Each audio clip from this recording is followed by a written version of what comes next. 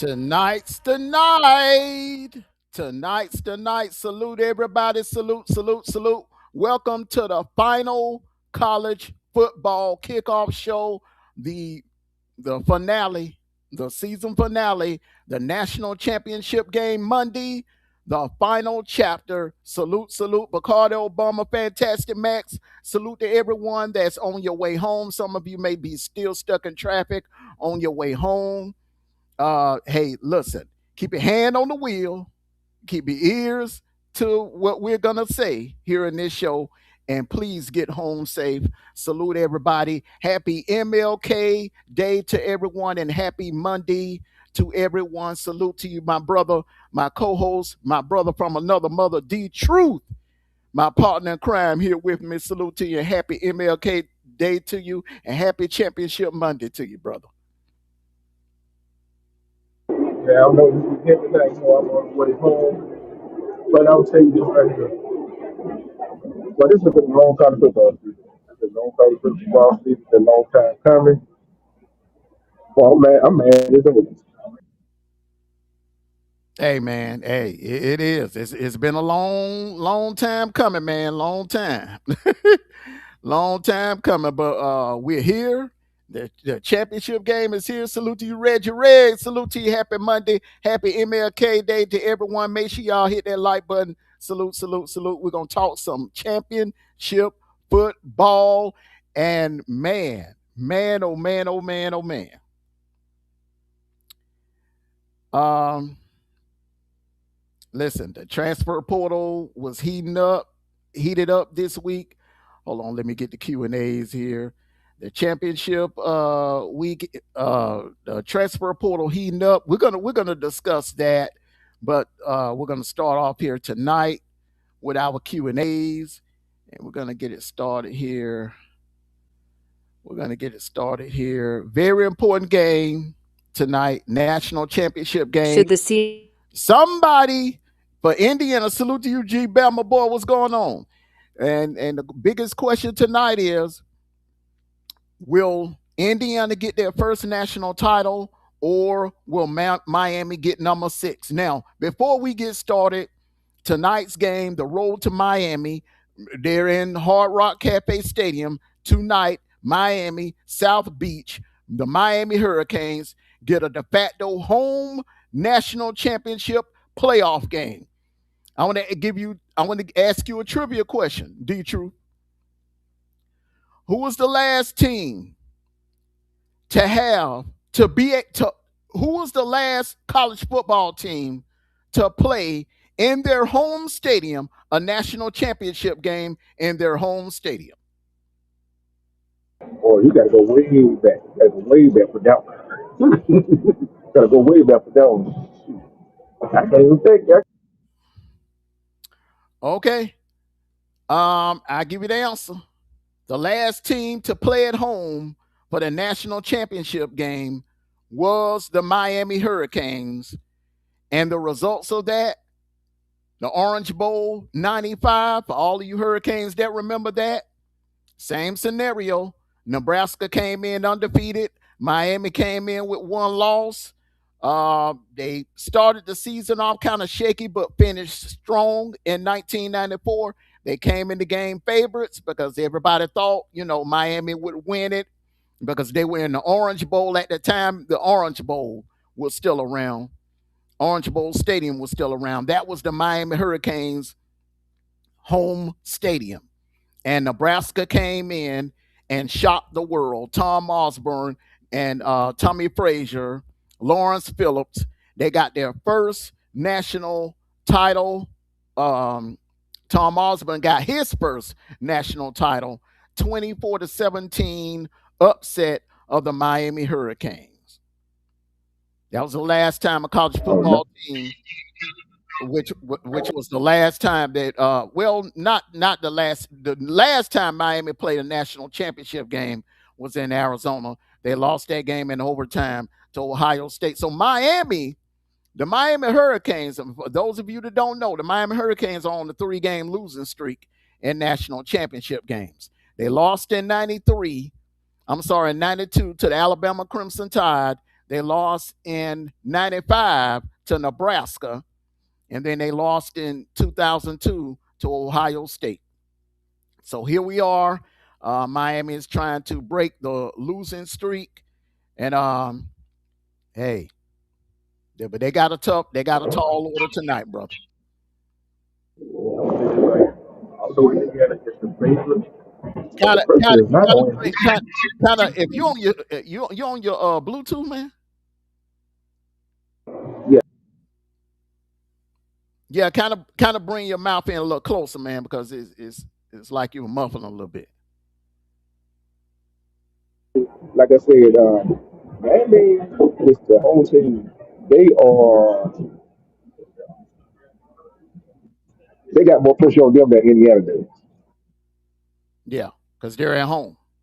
They're at home. They're at home, and that would be very embarrassing to lose a national championship game at home. I could not imagine my Georgia Bulldogs losing a national championship game in Athens. Okay, there you go. I couldn't imagine my team losing a home game in Athens. So or could you imagine Alabama losing a national championship game in Tuscaloosa, or Ohio State losing a national championship game in the Horseshoe? I couldn't imagine that. So that right there is something rare, that most teams get the privilege to play a national championship game in their home stadium. So something's got to give. Something has got to give. But we're going to start with the Q and A's here. We're going to start with the Q and Should the CFP go to a 24 team format? Yes or no? Okay, D True. I'm gonna let you take that one first, man. Should the CFP go to a 24 team format? Yes or no? I'm gonna say no. I'm gonna say no. As you're gonna have a whole lot of blue loss teams getting out, a whole lot of teams getting out. Come on, man. That's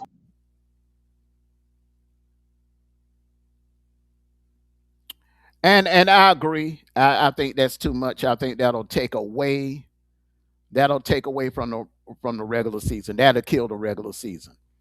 Although I do like the idea of cutting out conference championship games, I do like the idea of having some play-in games. Can you imagine if we'd have had a Notre Dame versus Miami play-in game, or Vanderbilt versus Texas play-in game, or BYU versus Duke play-in game? We would have loved to seen that. But one thing about college football, I love the regular season, and we don't want it to get like the NFL. The NFL has gotten to the point now where you can have a losing record. You can go in the playoffs 8-9. We don't want that in college football. I don't want to see teams getting in the playoffs with a 7-5 record, or a 6-6 record, or even an 8-4 record. I feel like if you have an 8-4 record, you are not a playoff team. So I'm totally against that. I really don't think. I think that would be an overkill to have 2014 playoff format. 16, I'm good with that, but I would not be mad if they kept it at 12. I really wouldn't. What do you think, brother? if we keep it at 12, we're gonna be just like we had this year. We just had Miami, Notre Dame, or whatever. No, that keep the criteria like Okay. All right. Let's go to the next question. Which college football team was the big winner of the 2026 transfer portal? Um, it's not over yet. But right now, if I had to pick someone that's winning the transfer portal, a team that's winning the transfer portal right now, it would have to be Miami. Miami's already loaded. They're going to come in 2026 loaded. But to get Mensa, that in my opinion, I understand, Texas Tech fans, they're excited about Sorsby, but if you give me a choice between Darren Mensah and Sorsby, I'm taking Mensah all day. Mensah he gives you so much, that dynamic, that run, the threat of the run. Now, not only do you have to worry about Mark Fletcher and Brown, but you also have to worry about Darren Mensah's legs as well. So that right there alone, I would have to give it up to Miami. Um, a close second would probably be Texas. Texas. And the third, tied for third, would be Ohio State and Georgia. A lot of analysts are not really talking about the pickups that Georgia made, but Georgia, the thing what made Georgia, the reason why I will put Georgia in the top three is retention. Georgia had a lot. Remember, they had one of the youngest teams in the nation, and they kept like 98.9% of those players in Georgia. Only a handful, a few that weren't getting playing time left. The ones that were starting, the starting players, the main players, they kept at home. But it was that close, that close. We almost lost Nate Frazier. We was that close from losing Nate Frazier to Ohio State, but cooler heads prevail. Um, Someone in our camp came forward with the bag, and everybody's happy, especially Nate Frazier with that little raise he got. So, who do you think won the portal, D. True? I would say it's hard to say right now because there's some players still out there and they still have signed. The ones that's in the portal they can still sign with team. We'll find out later in let's say about later in February. With all the players are signed, but I'm gonna say this right here: if Indiana, if Indiana wind up winning the national championship, guess what? And person that he got just got all transfer portal of players. Oh, you already know what coach is gonna do then, don't you?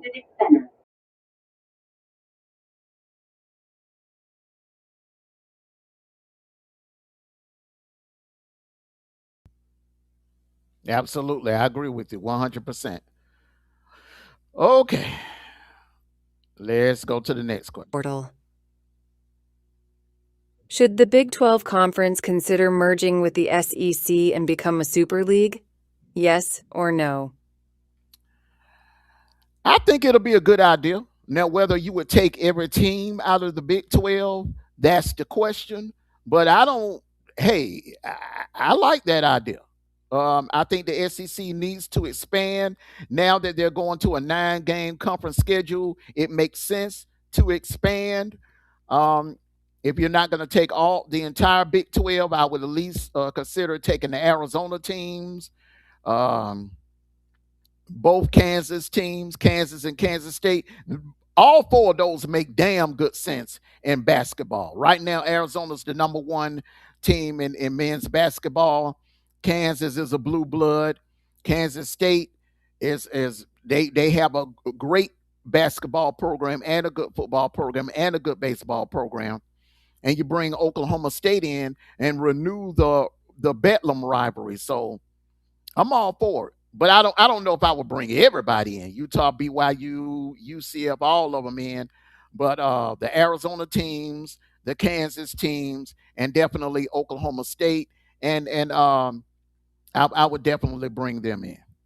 And in Houston. Houston would be good too. But I think Houston, I think when it comes to Houston and Texas Tech, I think Texas and Texas A&M would be opposed to them joining the SEC. So I hand it off to you, teacher. What do you think? I'm gonna say this right with that. If you do that right there, and then definitely you're gonna have to change it for a 9-game conference schedule to a 10-game conference schedule, and the Big Ten, the ACC, they're gonna have to somehow merge whatever, or the Pac-12 merge with however. And you got to, and this where if I do that, if they do that, this is where I would change up right here. The two dog conference games you play got to be a power five or power four team you got to play.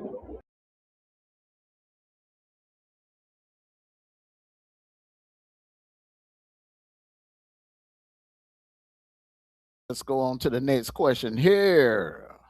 What changes would you make to the college football playoffs if you were on the CFP committee?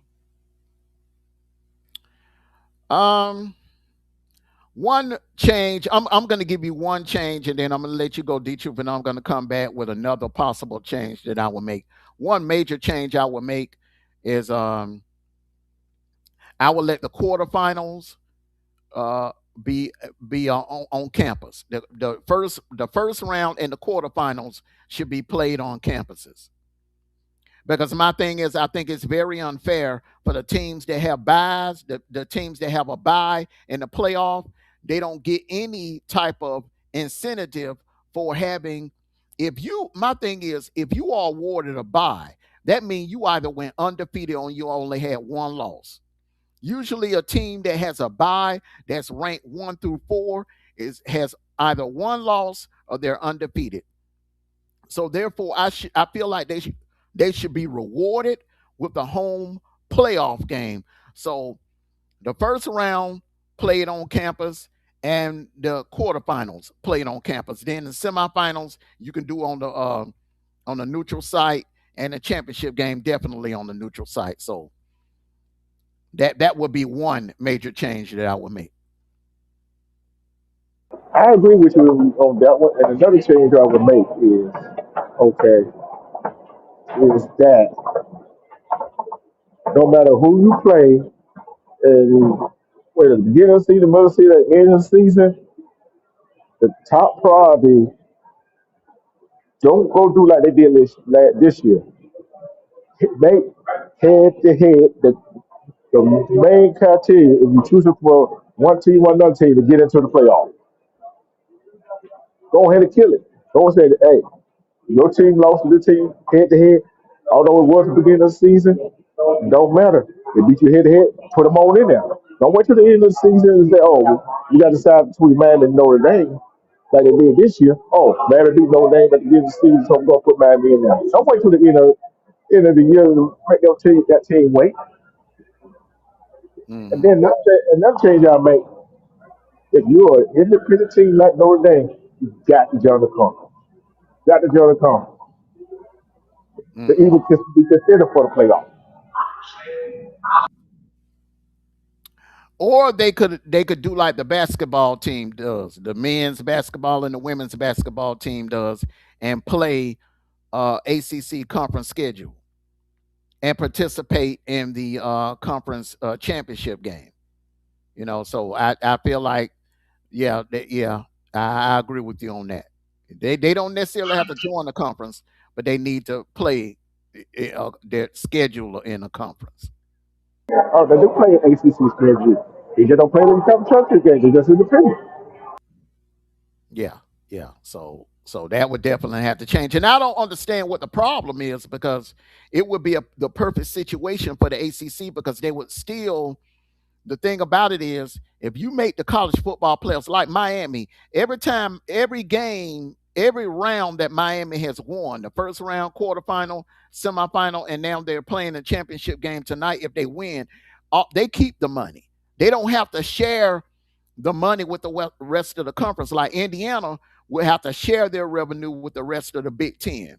The SEC, if it was the SEC team in it, they would have to share their money with the rest of the conference. ACC doesn't do that. It's a winner take all. You take all of your money. So I think the ACC would be the perfect situation for Notre Dame. They're looking at the television rights they got the NBC jarring over. So it is what it is. But Where they can keep their TV rights. If I'm the ACC commission, I would let them keep their TV rights if they want to continue playing on the home game. See, the thing about it with NBC, D Truth, they only play their home games on NBC. When they're on the road, they're on ABC. They could be on Fox. They could be on CBS Sports. They could be anywhere. Netflix, anywhere. You know what I'm saying? But they only play their home games on NBC. I would let them keep that contract with NBC. Add Notre Dame to the ACC. If I'm the ACC commission, add Notre Dame to the conference brings a lot of value. A lot of value. This is not Miami size. Okay, go ahead. necessary. Go ahead. Say what you getting ready to say. This is necessary that make. Huh? All the people that on the committee, I'll take all the people that on the committee that for the ACC, SEC, and all those schools right there. Mm-hmm. I would take them out, bring some of these people from the FCS or the Division Two, whatever, put them part of the committee. Let them decide. See what I'm saying? Yeah, That one with no time. absolutely. Let's go on to the next question. Miami size advantage on the offensive and defensive line will be a huge advantage for the Hurricanes tonight. Yes or no? I'm gonna say yes. I think Miami size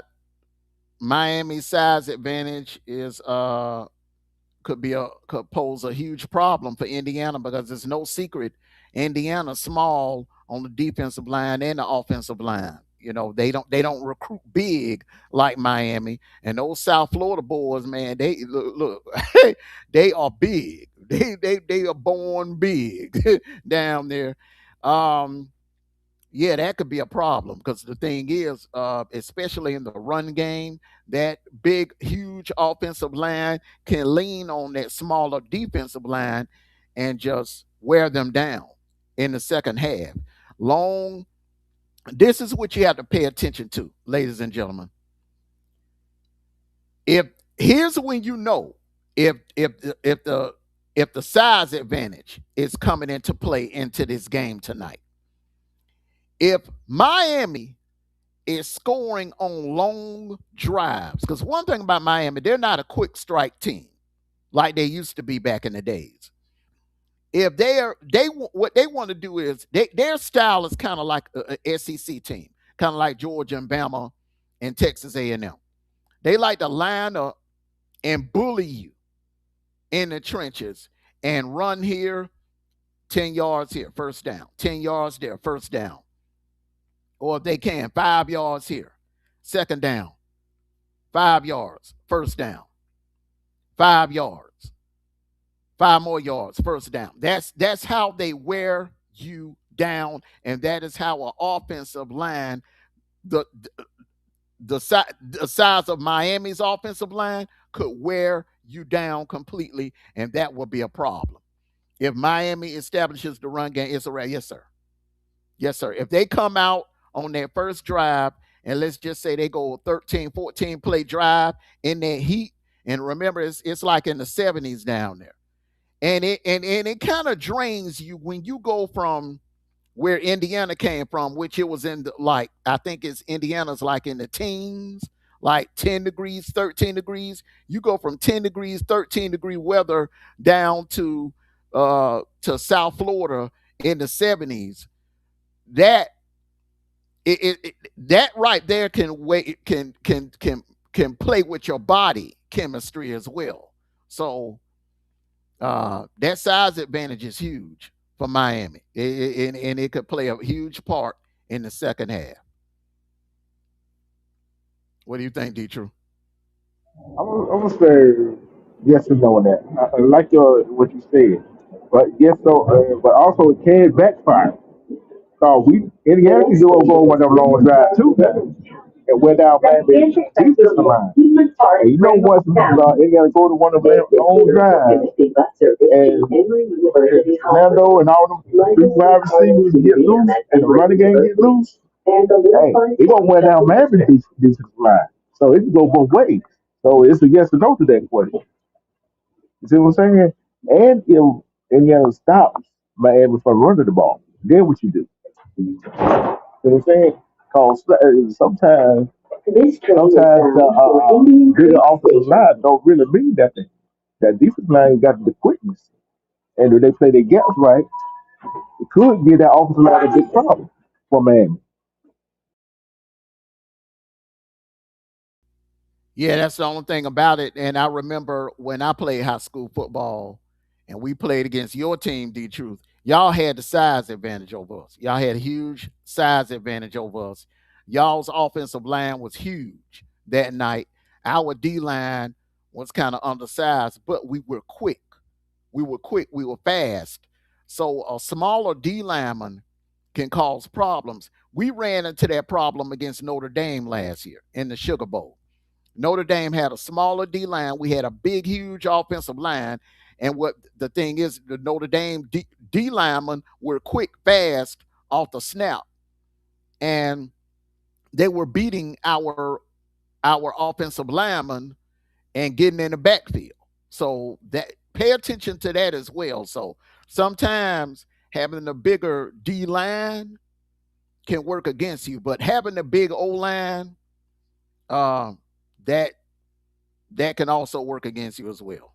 That can work against you as well. I mean, okay, yeah. So another thing, this other guy that forever don't got. Beck, Costa Beck is not a runner.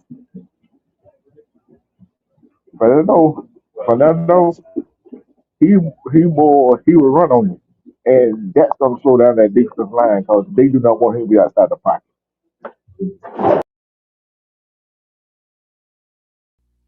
Absolutely. Let's go on to the next question here. Advantage for the Hurricanes tonight? Yes or no? Indiana age advantage will be a huge advantage for the Hoosiers tonight. Yes or no? Um, yes, it can be a huge advantage. Think about it now. Think about how a lot of you just imagine now. Okay, okay. So we as men, our mental our mental is not as sharp at the age of 17 and 18 as it is at 23 and 24, 25. I know when I was 18, my mental wasn't as sharp as it was when I was in my mid 20s. And Indiana has a veteran team, an older team. The average age is 23. They got some guys on there that's 24, 25, 26 years old. Grown men with families, kids, wives, and kids. And another thing is, and this is a scientific fact, when a man gets reaches over the age of 22, he enters into that grown man stage mentally and physically. When you're at the age of 23, 24, 25, 26, mid 20s on into your late 20s and maybe early 30s, you're the strongest. You're at your strongest peak ever physically. You know, you're able to do things that you weren't able to do at the age of 17 and 18. So the age advantage could come into play as well, especially decision making in crucial moments of the game. You know, where an older guy, a guy that's in his 20s and 30s, they tend to be a lot more disciplined in certain situations. Where the 17, 18, 19-year-old, they'll take chances, they'll get in their feelings, they'll get emotional quicker. Salute to you, chaos, and they'll make mistakes. They'll make mistakes that will cost you a game. So that is one of the reasons why Indiana is so well disciplined. I know the analysts and the experts will say Indiana's the most disciplined team in the nation. They are that for a reason because of their age. They don't have any young boys on this team. They got all full grown men on this team. But I would say this, I would say this right here. It's a yes or no. It's a yes or no to that right there. I agree with you on that one part, but also you got to take into account is or they're gonna try to use that to their advantage and overthink things. You see what I'm saying? Those some people get that mentality of overthinking, and or they're gonna do it trying to do too much. That's the problem. See what I'm saying? You can be up age and over 23, 24 years old and playing the game, but still you do probably why don't make a mistake. Would that be a disadvantage too? See what I'm saying? It go both ways with that. So we shall see. Yes, we shall see, definitely. Yes or no? Keys to victory for the Miami Hurricanes tonight. Keys to victory for Miami tonight: sustain long drives. Same playbook you ran on Texas A&M. Same playbook you ran on Ohio State. Same playbook you ran on Ole Miss. Wear down that Indiana defensive front. Now it's going to be a little harder to do because unlike Ole Miss, Indiana's is like two deep. Maybe they might be three deep because they were shuffling players in and out in that Oregon game in the Peach Bowl last week. But that's the key right there. Miami needs to be able to run the ball, sustain long drives, keep Mendoza, Cooper, Becker, and Sherratt, keep them off the field. You got to keep them off the field, and they cannot, absolutely cannot let Indiana's run game get cooking. Because if Indiana is able to run that ball, it is going to be a long night. That is the one key thing right there. And that's the one thing that Miami has done so far in the playoffs. They shut down the Aggies run game. They shut down Ohio State running game. And they shut down Ole Miss running game. Indiana has a two-headed monster. And they got to shut those guys down. They got to hold them to well under 100 yards rushing. They do all of that. And Mark Fletcher does his thing, and work Malachi Tony out of the backfield as well. Have some gadget plays, some reverse plays. Uh, have some plays ready for him where that he can run out of the backfield. So you want to win this game in the trenches. If you Miami, you have the advantage in the trenches. Just keep it simple. You got. I wouldn't let Bet go out there trying to sling it all over the field. I know you would be tempted to do that, but I would not do that because hey, Indiana has one of the best secondaries in the nation. I will agree. I will agree on that. And I add one more thing. I'm gonna add one more thing to what you just said. I agree with you on what you just said. When you get the chance to score, you better score. Okay, if field goal touchdown, you better score. You see what I'm saying? And don't turn the ball over. Don't turn the ball over. Don't get behind the chain. And score. That's a key to victory for Miami.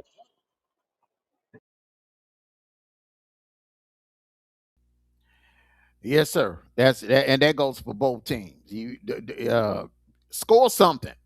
It don't even necessarily have to be a touchdown, a field goal, touchdown, something, but score something. Do not um the three and outs can't happen for either team. Neither team can afford the three and out because both teams are good in the trenches and both teams have hella running backs. They have a hell of a running game. Both teams have a hell of a running game.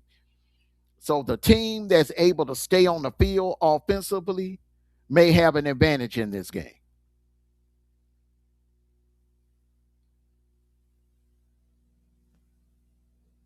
Keys to victory for the Indiana Hoosiers tonight? I'm gonna go first with this. Let all your weapons loose. Let them all loose. Let them all loose. Defense, offense, go ahead and let them loose. Let them loose. Let them do what they got to do. And show why Fernando Hernandez is the Mendoza. Mendoza is a half a trophy winner. Let him do what he got to do.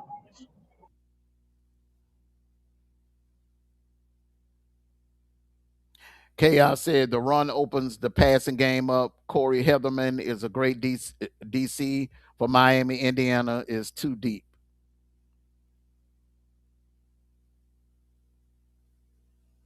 I'm curious to see. This is what I'm curious to see. Who is Miami going to double team? I don't know. Three headed monster wide receivers they got.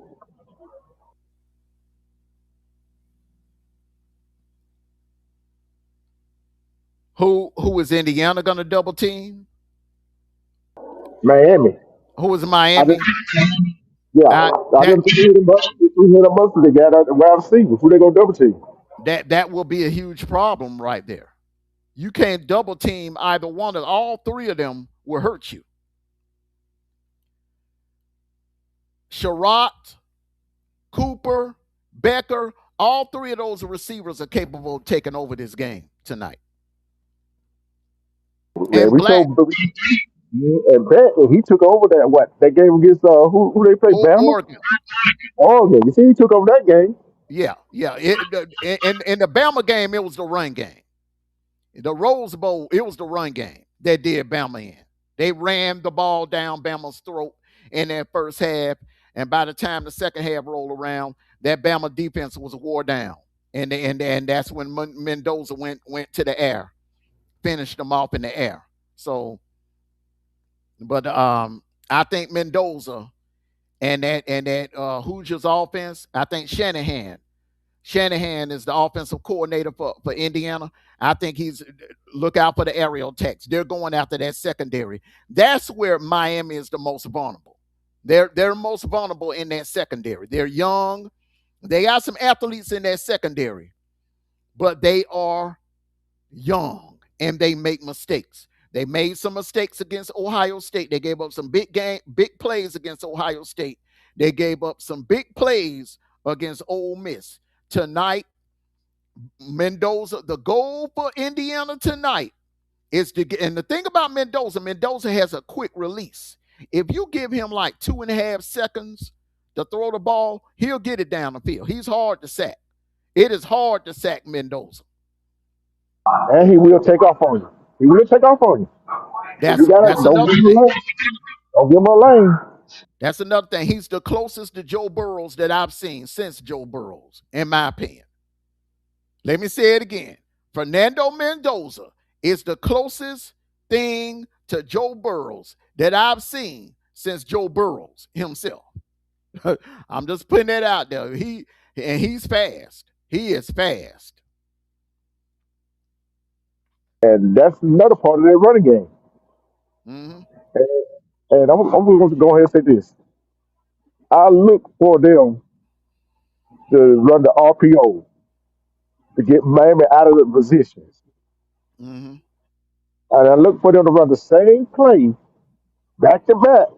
They ran the same play back to back with a different twist. They're going to do the Gus Malzahn offense on them. You know how Gus run the same play 3 times Mm-hmm. with different looks? They're going to get Miami if they do that. And another thing too, if their D linemen are able to get to Carson Beck without dialing up blitzes, without sending the linebackers, if Indiana's able to sit back and play zone all night, that's going to be a problem for Miami. That is going to be a problem because all the linebackers will do is sit back and spy on those running backs. They'll spy on Fletcher. They won't if they don't have to worry about rushing the quarterback and those 4, sometimes 5 down linemen for Indiana are able to get the back without any blitzes, it's gonna be a problem. It's gonna be a problem. And in 20 seconds, also, they will jump a route. They will jump a route. They can't be doing the short pass they were doing against Maverick can't be doing the little short pass they were doing against who they played Ole Miss. Yeah, that ain't gonna work against Indiana. That ain't gonna work. And they I, and they good open field tacklers too. That's gonna be a problem. the thing about Miami, they were kind of shaky in open field tackling against Ohio State, but they were open field tackling very well against Ole Miss. They were getting those Ole Miss receivers on the ground. They were not letting them get loose. But the thing about it, Indiana, with Becker and Sherratt, those are two big receivers. Big receivers. Uh, Miami has some small DBs. Now that could be a problem as well. You're talking about size advantage. That right there is going to be because all Fernando Mendoza, if you down on the 10-yard line inside the red zone, all Mendoza has to do is just how many times have we seen him throw a jump pass to Surratt or Becker, and no, and both of them can jump. Both of them, hell, I'm surprised they're not on the Indiana basketball team as well, because both of them can jump. So if he throws them like a back shoulder fade in the corner of the end zone against those Miami smaller receivers, it's going to be a problem. It's going to be a problem.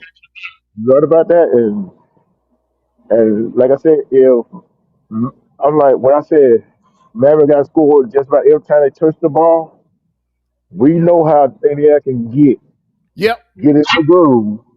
And if Maverick don't score every time they touch the ball, Indiana get the ball back. You seen them do it against Oregon. How many times Oregon got the ball, they could score, what Indiana had to do? Went down there to score. And how many times had Indiana scored over 50 points a game this year? 7, 8 mm, times? Because the other team can't score. And Indiana gets in that groove.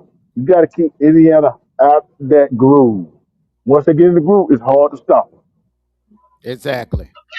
And if it comes into down to kicking, special teams, kicking, um, I trust that Indiana kicker. I trust that now I do my too. I huh? do too. I Yeah, do yeah. too.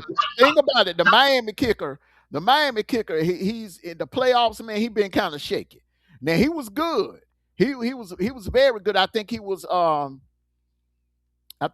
like 3 for 3 in the Cotton Bowl against Ohio State. But in that game against Ole Miss and especially in that Texas A&M game, man, he was shaky. That field goal kicker was shaky. With Indiana kicker, he ain't missing nothing. He money. Go ahead, man. I will say this right here. I think Maverick would have had a problem with Ole Miss and they kicker. You see what I'm saying? They got a damn good kicker. So you want to keep them out of field goal range too. Got to keep them out of field goal range.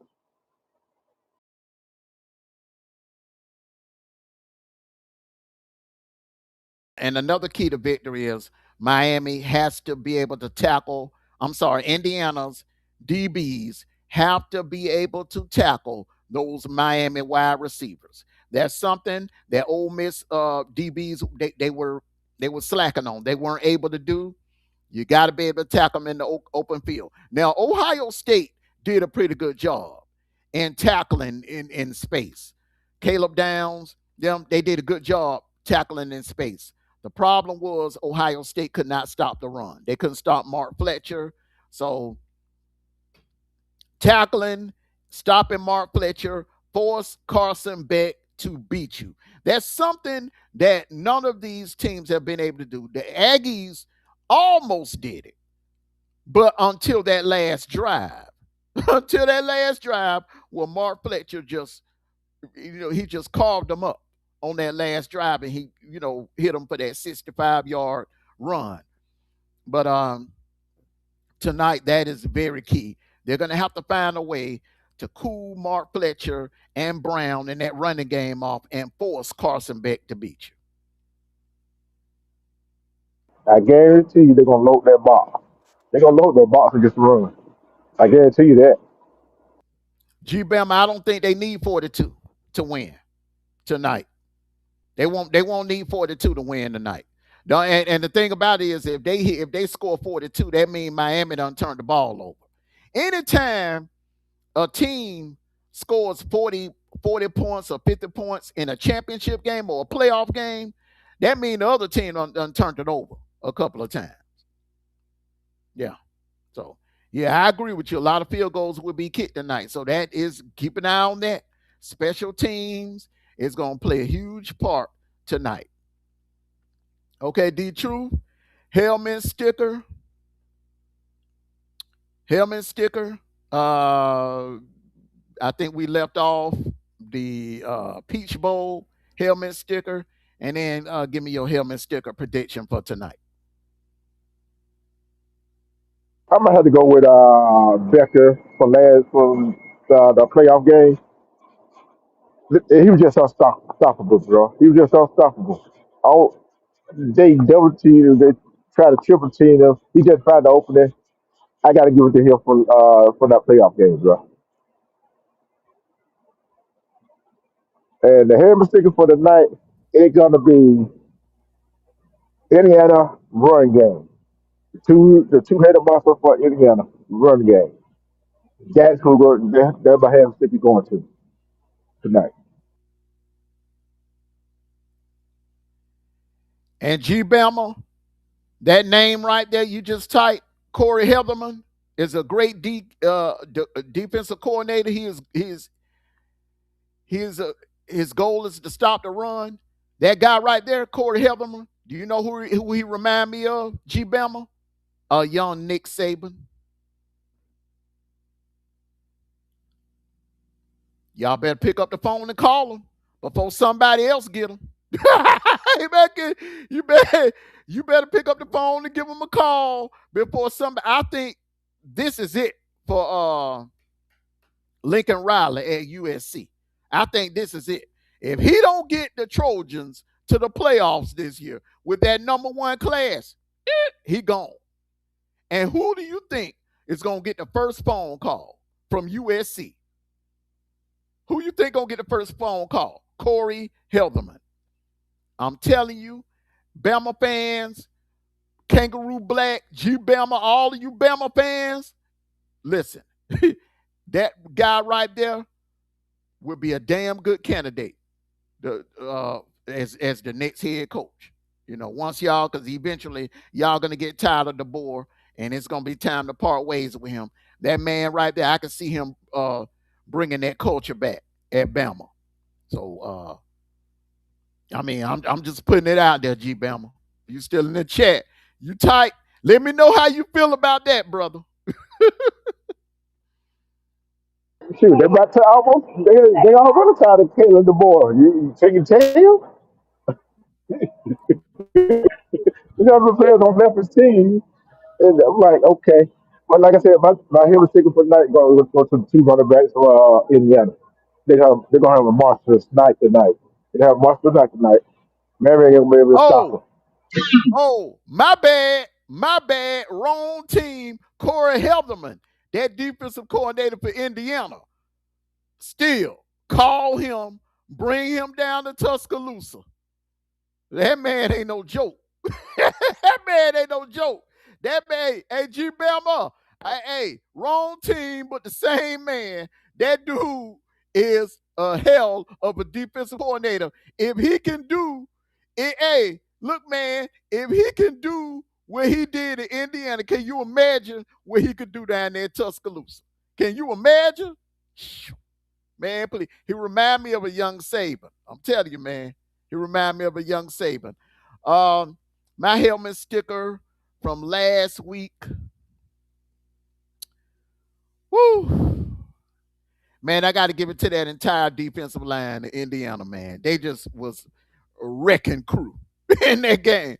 All of them getting a helmet sticker. Because the thing is, they didn't really have to dial up no blitzes. They were getting home and they were just, man, they had Dante Moore seeing ghosts all night.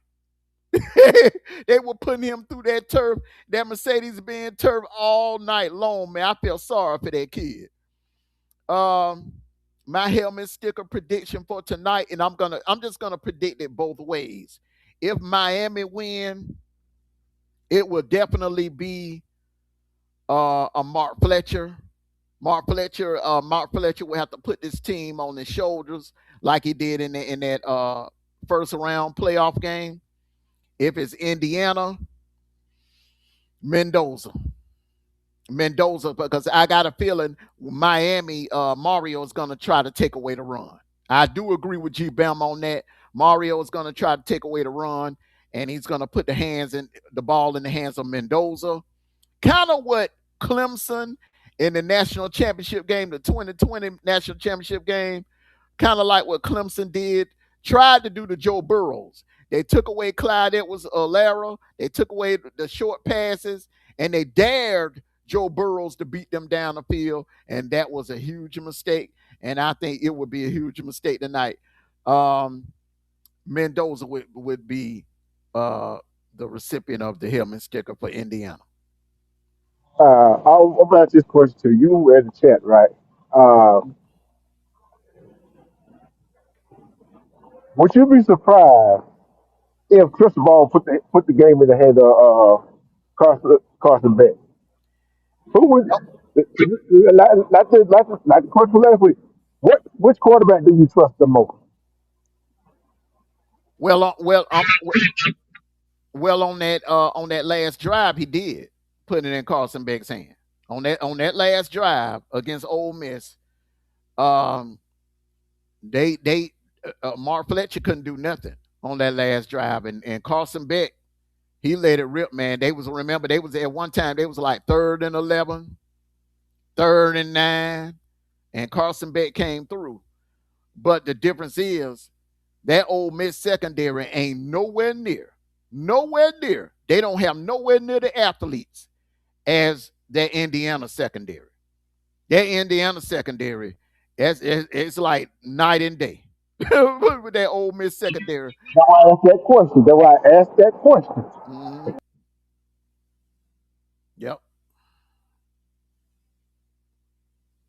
But if you have to, you have to. That's what you pay them $4 million for.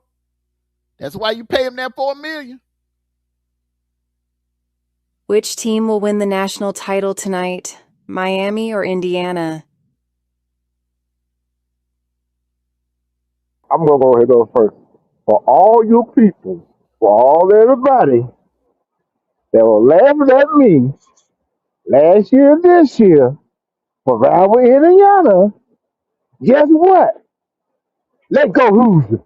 Let's go Indiana. Let's go. Cause hey, I'm riding to the wheels fall off. I'm riding to the wheels fall off.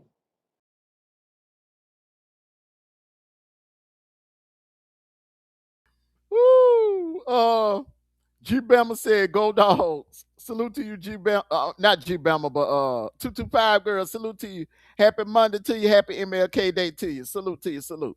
She said, "Go dogs." I don't know if Indiana's going to run up the score on Miami defense. I'm taking Miami only so the Big Ten fans can be quiet. Either, hold on, hold on, hold on.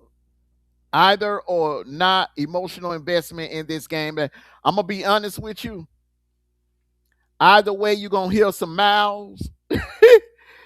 And the thing is, I think if Miami win, um, it's the media, ESPN is gonna run. Oh, Carson left Georgia and went and won a national title with Miami.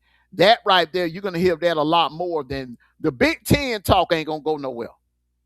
The Big Ten that's taking over college football, that ain't going nowhere. Win, lose or draw. That talk ain't going nowhere because of the performance that the Big Ten did against the SEC during the bowl season. So that won't go anywhere. But Carson, if Carson goes to Miami, and the thing is, look at it now. Look at the journey. He game one, he beat Notre Dame, a team that we lost to in the playoffs last year.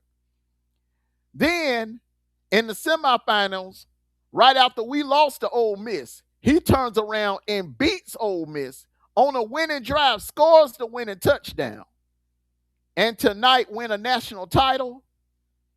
After in 1 year, he was with us for 4 years. He was with Miami for only 1 year and won a national title. Oh man, they ain't gonna sit right. They ain't gonna look good.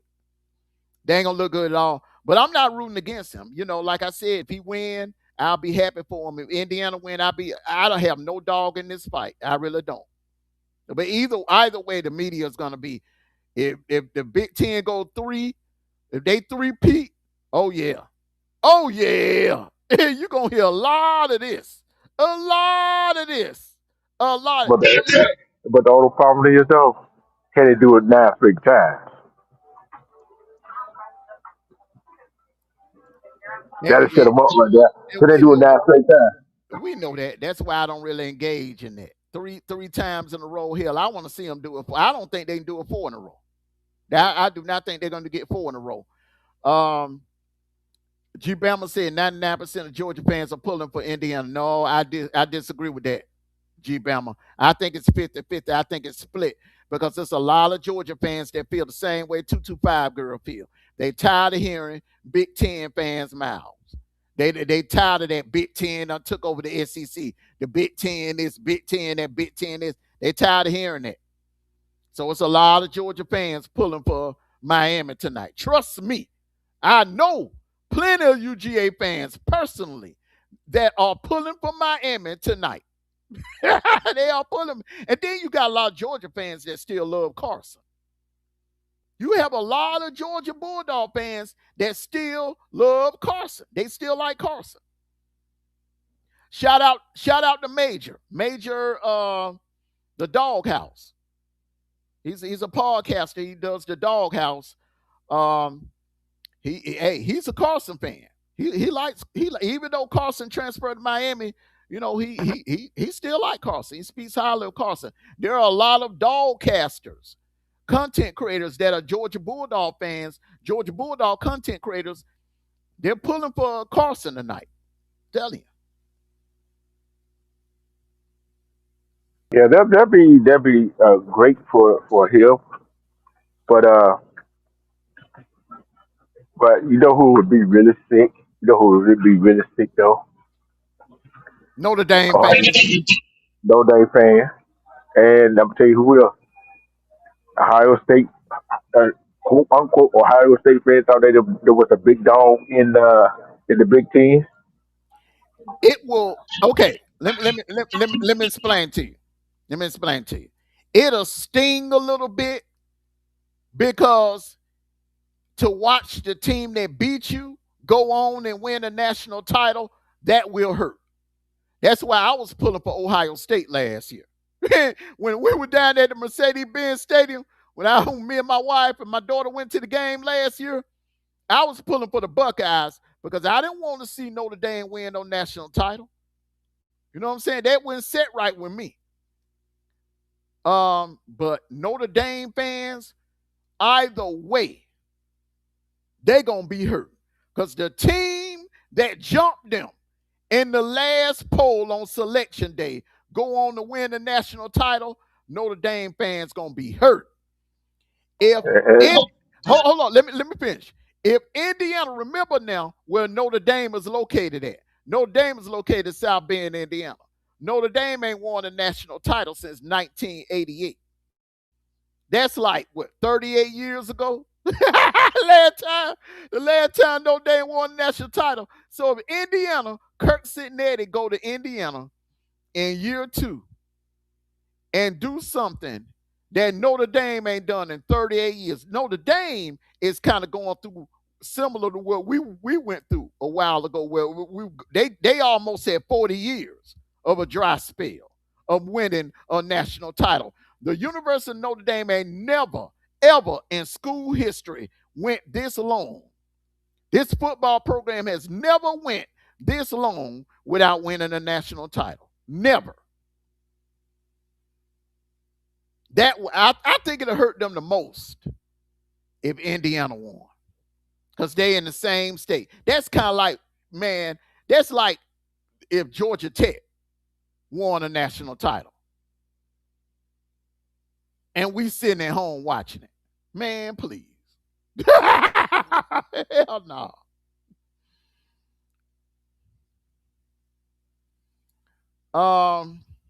Let me go ahead and make my prediction, man.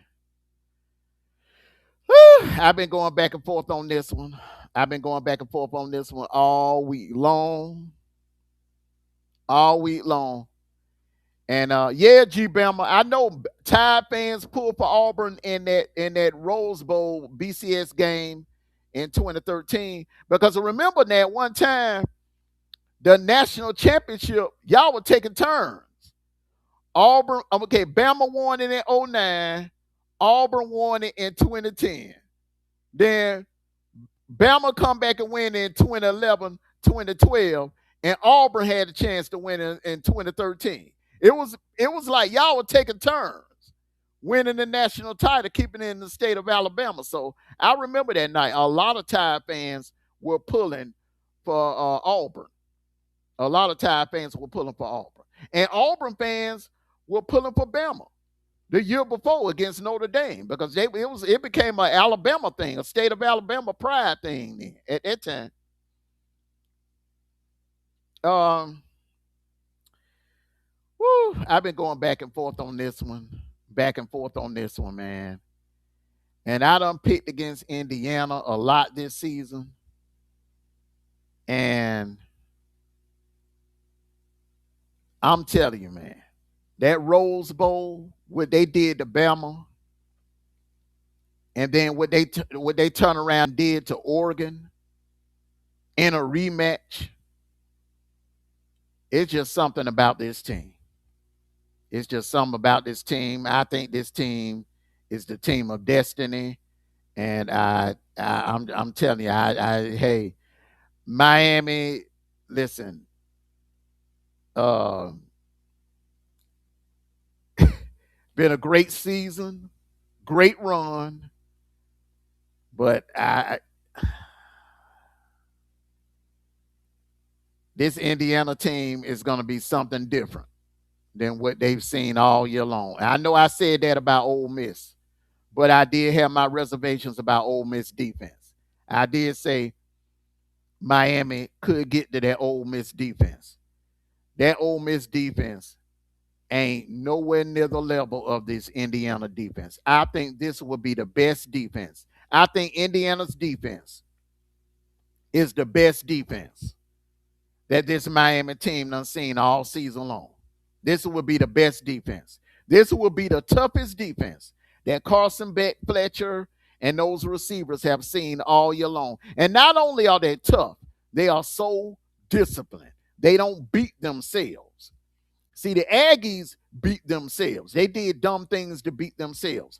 Ohio State did things to, like Julian Sand throwing a pick six. That's beating yourself. Ole Miss not being able to tackle, missing tackles in the open field. That's beating yourself. This Indiana team is full of grown ass men. Yes, Miami has the size advantage, but football is two parts to football: skill and physicality and mental. And them grown men out there, them 23, 24, 25, 27-year-old grown men, they got wives and kids at home. They playing for something. They ain't just playing for gold chains and cars and money and pocket money to go to the strip club with. They playing for a purpose.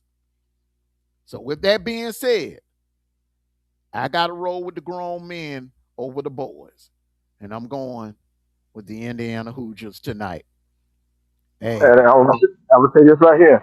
Kurt Sudnetti, they win it, will win the game tonight.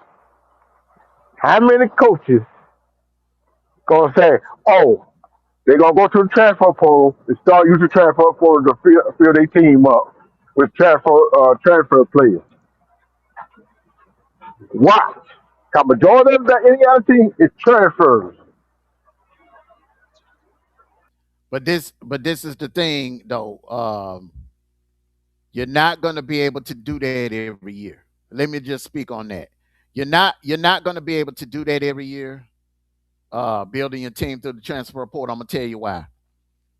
There's gonna come a year where the transfer portal is not going to be as loaded, and they're going to eventually uh, impose some regulations on that transfer portal, add some stipulations to it, and it's not going to be so cut and dry, so easy for players to hop from team to team to team. So they're gonna implement some rules to that transfer portal thing real soon, especially when it comes to tampering.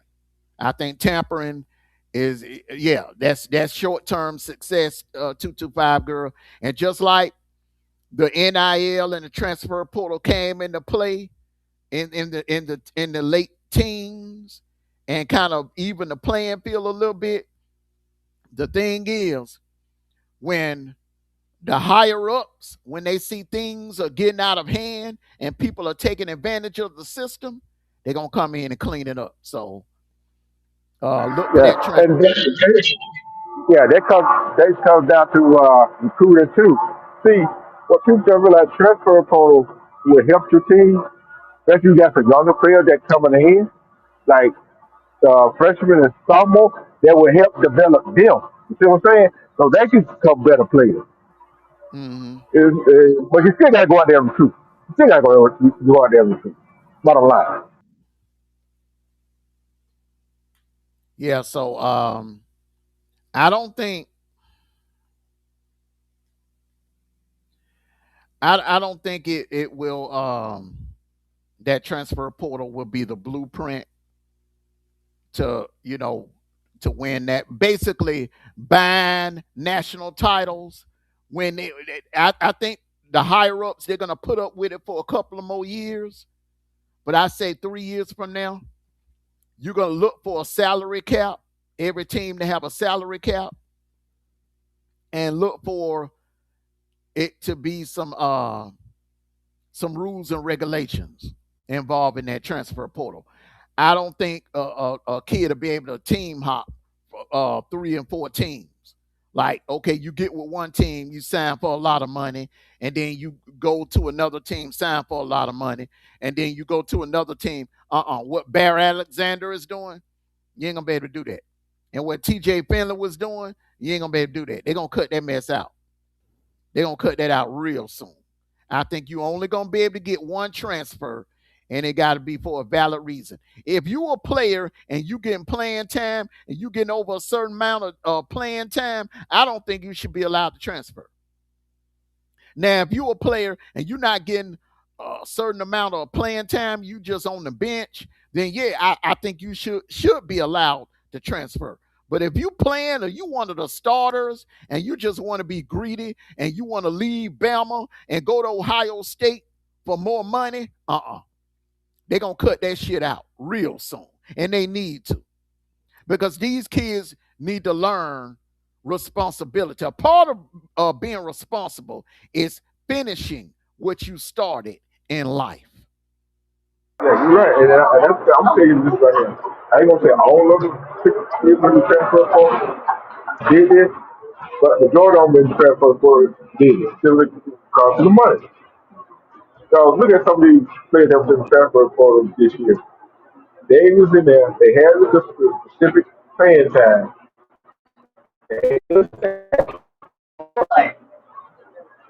Cause, cause you change coaches and all that stuff like that. You want to hop in the transfer portal? Cause of that. Why? You know what I'm saying? Come on. They're gonna be. Now, with that being said, if they put some regulations on the transfer portal, I do feel like giving them 6 years eligibility. I wouldn't be mad at 6 years, G Bama. I wouldn't be mad at 6 years, okay? Because injuries do happen, my brother. Injuries do happen. Now, if it's an injury or if you red shirted, yeah.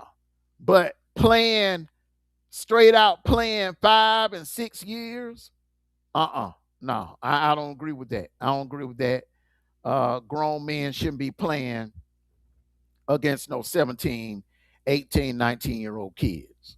So. And I think that the NJIC is the junior college. I think community college. I think the junior college is community college. I think that should count towards the eligibility. I really do. I want to say it. People don't want to say it out loud, but I think they should count towards your eligibility to play at a powerful group of five. They should count towards your eligibility. Unless you, like you said, unless you redshirted or you got hit on medical redshirt. You know what I'm saying? So that's my thought.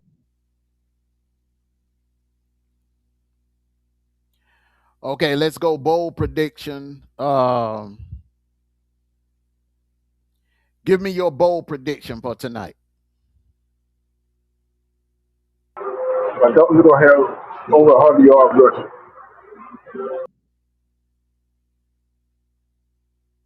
No, nobody will have 100 yards rushing. That's what you're saying. I said Mendoza gonna have 100 yard rushing. Mendoza? Yeah. Yep. You know what I said? Mendoza. If that's the case, that wouldn't be no good thing. That means that the Miami secondary are locking down those receivers. If Mendoza has to do that much running tonight, so that wouldn't be a good thing for Indiana if that happens. You know, But that will bring them sixes up, and guess what? It was open up that passing game. yeah, yeah, that's another way of looking at it. Um, my bold prediction is if Miami wins this game, it's gonna be because of Carson Beck. It's gonna be because of Carson Beck. If Miami wins this game, it's gonna be because of Carson Beck. I mean, Carson Beck is gonna have to play lights out. He's gonna have a 300-yard passing game to pull this off. Yeah, I can agree with that too. I can see that too. But he got to play within himself and don't try to be more than he is. That's the thing. Know how he is. Let me ask you a question. Which of these two teams can you see making it? I ain't saying win it next year, but do you see either of these teams making it to the national title, or can you see both of them, or can you see a rematch happening next year, like a Clemson Bama thing, like we had several years ago with Clemson and Bama, damn near every year playing for the national title? Can you see either of these teams back here at this point next year? I won't say no. Too many teams out there. Too many teams out there that get better and the coaches get better. I can't see anyone else teams that. I can't see anyone else teams that.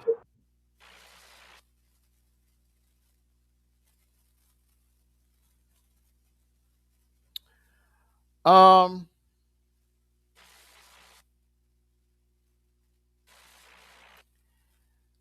I could see Miami making it back. Here's why.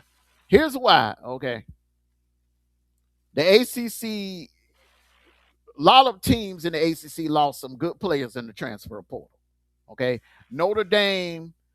Notre Dame is not on Miami's schedule, so Miami can have a cakewalk to an ACC championship game next year, and then this year that tiebreaker thing, they're gonna revamp. They're gonna change the tiebreaker. It's gonna be the best team, the team with the best record, and the highest ranked team. If it's a tie, if there's like a 3 or 4 way tie, the highest ranked team the two highest ranked teams will go to Charlotte and play for the championship. I think Miami can win their first ACC title, get in the playoffs, get a bye this time. I don't see Miami losing no 2 games this year. I can see them going undefeated or losing one and getting back in the playoffs. And I could definitely see them getting to the championship game, man. They get Darion Mensah will be a huge upgrade from Carson Beck. And they're bringing back that defense is young. Mark Fletcher is coming back. Brown is coming back. Those receivers, C.J. Daniel, Malachi Tony, both of them are coming back. Marion is coming back. That's a young team. That defense will be back. That defensive line will be back. I don't know about Bain and Mesidor. They could decide to come back. They have one more year of eligibility. They could decide to come back, but I could see them going on off into the NFL. But they have some young bulls waiting behind Baines and Mesidor. So I can see Miami making it back. Indiana, that Big Ten is going to be tougher, a hell of a lot tougher. Ohio State had a good season in the transfer portal. Ohio State is going to be stacked.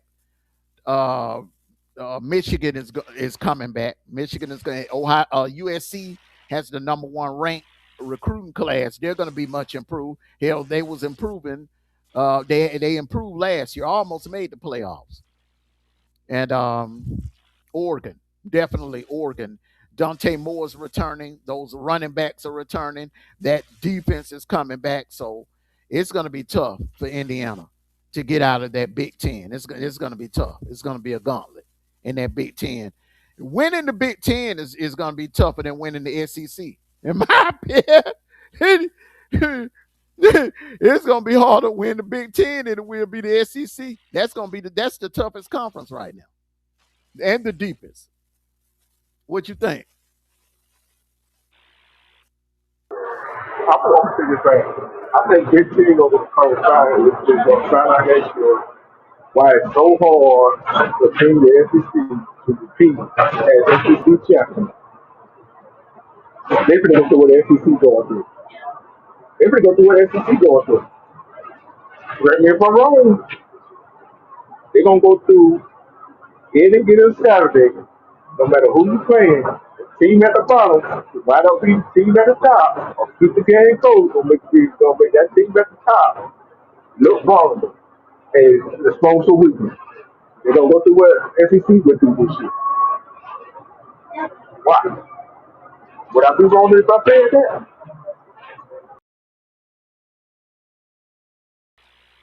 Repeat that again, man, because you kind of muffled a little bit. I couldn't really understand what you were saying.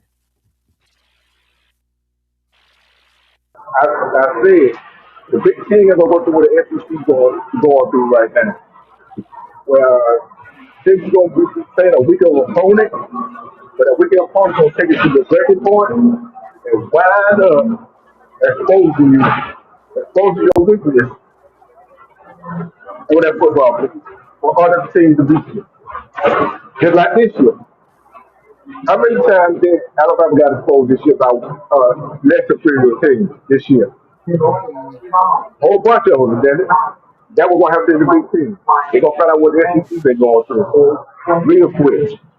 Oh yeah, you're definitely gonna have to watch out for the Purdue's and the Iowas and the Purdue, Iowa, Penn State. It's gonna be lurking. Yeah, Penn State's gonna be lurking. Minnesota's gonna be lurking. Wisconsin is gonna be lurking. Nebraska's gonna be lurking. That Big Ten is deep. Now the Big Ten is gonna go through what Georgia and Bama had to go through the last couple of years, because the Big Ten has turned to a damn gauntlet now. It's turned to a damn gauntlet now. So I see Miami getting back before Indiana. Miami has a much more clear path in the ACC. Yeah, I can see it, but I can see both of them ready to play on. Get to the championship game, it's a story. You feel what I'm saying? Get to the playoffs and get to the championship game, it's a different story. You feel what I'm saying? You can make the playoffs, but you're not playing ACC opponent will get to the playoffs. That's why I said I don't see those two teams ready to the championship game. Playoffs, yes. Championship game, no. I can't see it. So she's not playing in your conference. So you get to the playoffs. Absolutely. Absolutely. And on that note, we're 4 minutes away from kickoff. Let me look at the polls. I did a poll earlier. And which team will win the national title? We had almost 40 votes.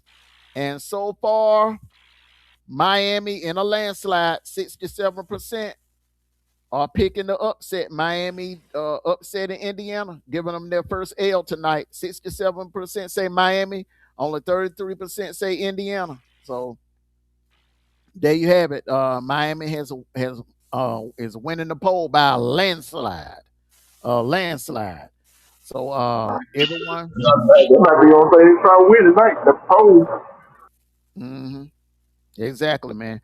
So I'm gonna go ahead and let you get your final thoughts on D True, and then we're gonna get ready to get on up out and say our goodbyes on the final kickoff show tonight. Tonight's final kickoff college football kickoff show pertaining to the 2025 season. What I'm gonna say is, ready for February, March. This is a certain from this men and women. I am people going to come with that. So I'm gonna wait for all the conference plays and all that stuff. Whatever gets done, so I'm gonna talk about that a little bit. And I got three more things I said to tell you. Never respect yourself over never respect yourself. People are yes, that's not because you got love. Who can love you better than you love yourself? And one more thing. It always and will always be Auburn War Damn Eagles.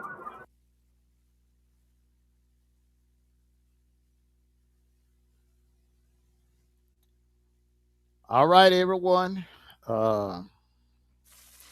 This is the time where, hate to say goodbye. We had a great season. It's been a great 2025 season. We've been doing this thing since we kicked it off like early August, and we've been running strong. We ended it here in January the 19th. And I want to thank everybody for coming out and supporting the platform of this 2025 entire season, not just tonight, for the entire season. I want to thank everyone for coming out throughout the kickoff shows, the post game shows, the dog calls. Thank all of you for your support. It's been fun. It's been a pleasure coming on here, entertaining you guys. And let me get this. Let me get this down here. It's been a pleasure entertaining you guys, and I want to thank all of you very, very much for supporting this platform. And this is what I love doing.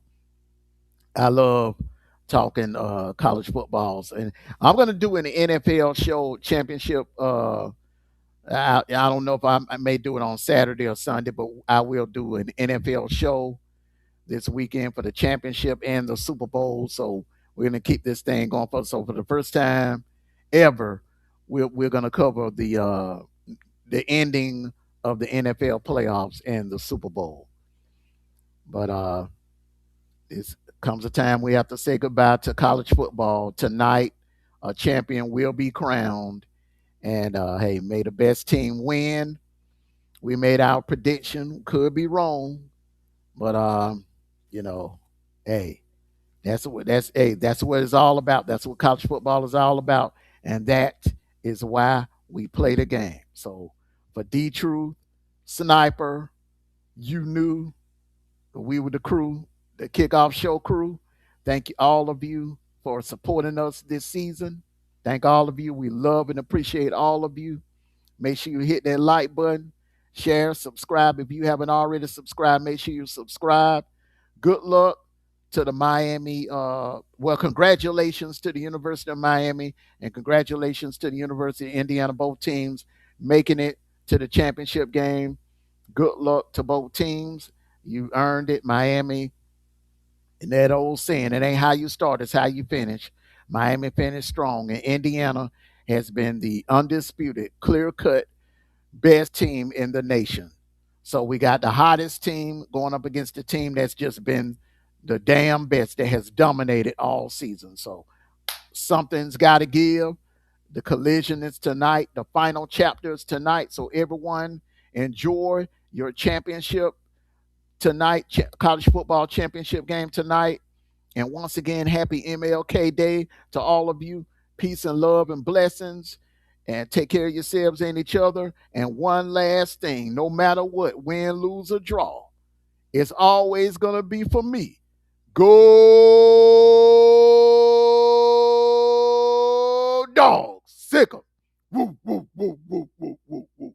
Everyone, enjoy the rest of your Monday night. Love and appreciate all of you for supporting the platform and the kickoff shows.